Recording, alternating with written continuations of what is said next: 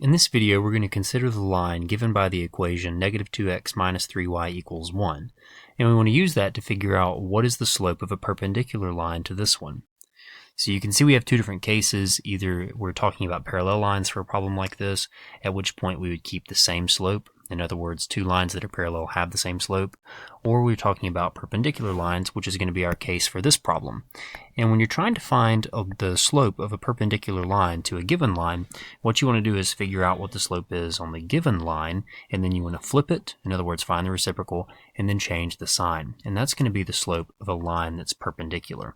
So let's go ahead and to be able to figure out the slope of the perpendicular line by flipping it and changing the sign, we first of all have to know the slope of the line that we are given. And the best way to do that is to solve for y. Then we'll be in the slope-intercept form of the equation of the line. We can easily pick out the slope and go from there. So looking at negative 2x minus 3y equals 1, we want to get the y completely by itself. There are a couple of ways you could go about this. It doesn't really matter which method you use. As long as you don't make any algebraic mistakes, you'll still get the same slope. So what I'm going to do is I'm going to add 2x to both sides. Let's get rid of our x there. And so rewriting what we have, we'll have negative 3y is equal to 2x plus 1.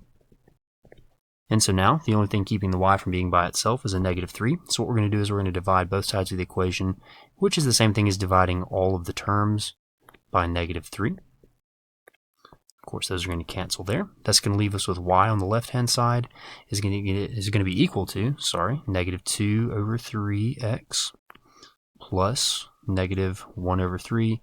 And if you want to rewrite this, just to make it look better, y is equal to negative 2 over 3 x minus 1/3.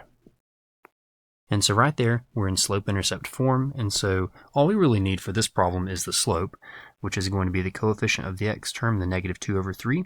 So the slope of the old line, or the line that we were given, is negative 2/3. But we want to know what the slope of a perpendicular line would be. And so looking at what I circled in green earlier, to find the slope of a perpendicular line, we want to flip the slope of the original line and change the sign. So in other words, we're going to take this negative 2 over 3, and we're going to flip it, so it's going to become negative 3 over 2, and then we're going to change the sign.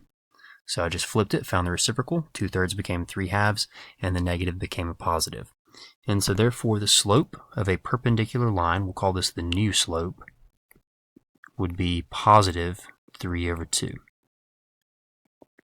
And that's it. That's all you have to do. So whenever you want to find the slope of a parallel or perpendicular line, you first of all want to solve the line that you're given. If it's not already solved for y, solve it for y. Therefore, you can pick out your slope and your intercept.